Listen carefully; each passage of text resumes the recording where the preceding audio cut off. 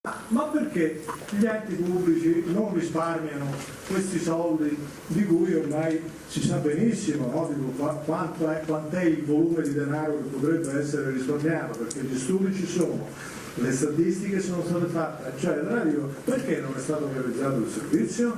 E a questo punto potrebbero dire: caro dirigente, perché continui a spedire la lettera al comandato ricevuta di ritorno, costo 3 euro e oltre, no? Dico, quando puoi fare una posta elettronica certificata ottenendo gli stessi identici, no, risultati, con le stesse identiche certificazioni di spedizione, di ricevuta, eccetera, e non lo fai?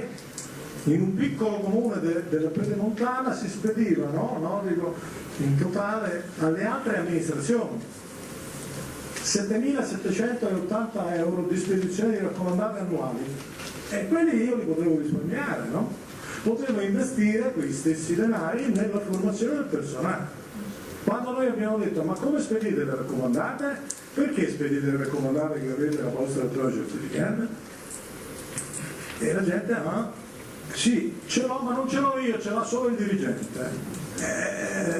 Anche noi abbiamo fatto una lotta all'ultimo sangue, perché le cancellerie del Tribunale di Pordenone non avevano la posta certificata. Per far partire il nostro progetto congiuntamente a Infocerto sul laboratorio informatico, no? Primo laboratorio italiano, ci siamo dovuti spostare a Roma facendo le solite telefonate, perché ci servirebbero 2 poste certificate delle cancellerie, e dopo un po' di tempo, non subito, sono arrivate e siamo partiti, no? Perché poi ci si arrangia anche così, non è la digitalizzazione della pubblica amministrazione avviene a macchia di leopardo. Cominciano alcuni virtuosi o meno virtuosi, obbligati spesso, no? Dico, e poi piano piano si allarga a tutto l'infrastruttura dell'ente, perché è così che deve andare.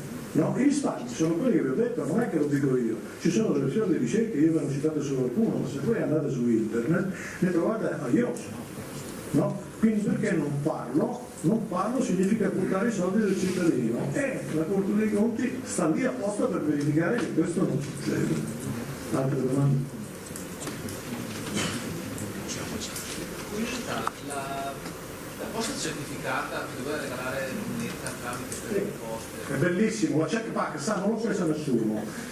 Sa perché?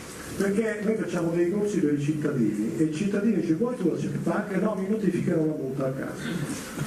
È sbagliato, è un approccio sbagliato.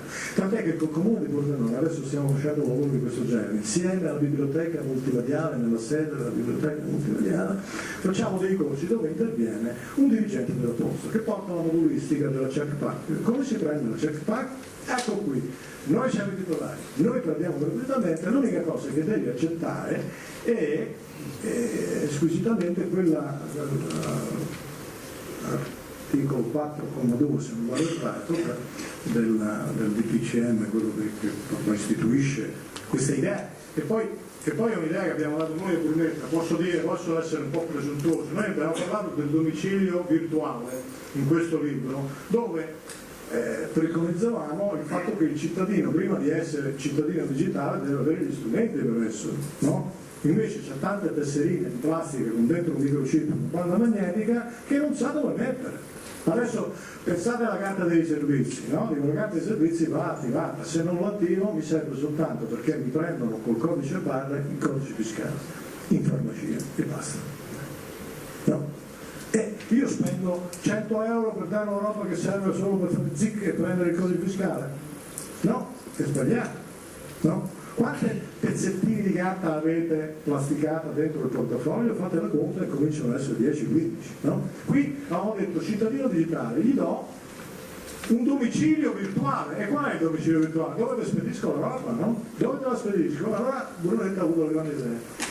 PEC per tutti i cittadini gratuitamente. Poi hanno detto: ma veramente ciò distorce un po' il mercato, no? Perché c'è un mercato dietro, e a questo punto abbiamo detto: check pack gratuita solo a certe condizioni, solo determinati soggetti. Ha vinto l'appalto Postecom, no? Insieme a Telecom, hanno preso 25 milioni di euro e non le danno a nessuno. E con il dirigente della provinciale delle poste abbiamo detto: facciamo delle formazioni in cui vengono e prendono, e gli spieghiamo che non è che loro hanno solo le risposte negative da parte della pubblica amministrazione, loro possono, no, soltanto con quella posta possono interfacciarsi con la pubblica amministrazione e così la pubblica amministrazione con lui, con il cittadino che ha la check pack, può servire solo per questo, no? E il cittadino piano piano comincia a capire. È valido ciò che scrive l'amministrazione attraverso questo strumento, perché sei riconoscibile, sei tu, io ti riconosco e ti rispondo con lo stesso strumento. Sì, però non c'è un indirizzario del cittadino da qualche parte.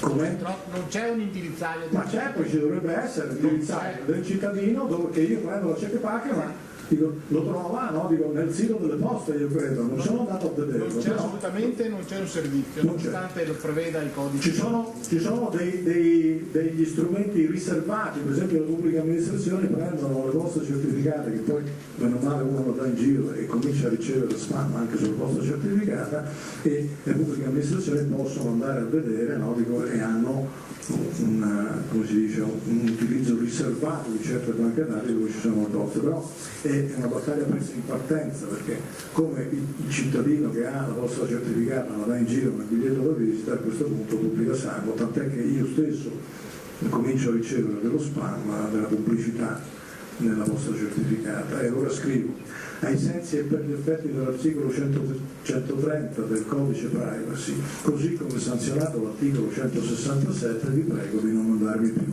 no? E di cancellarmi dalla lista, no, di coloro a cui normalmente spedito.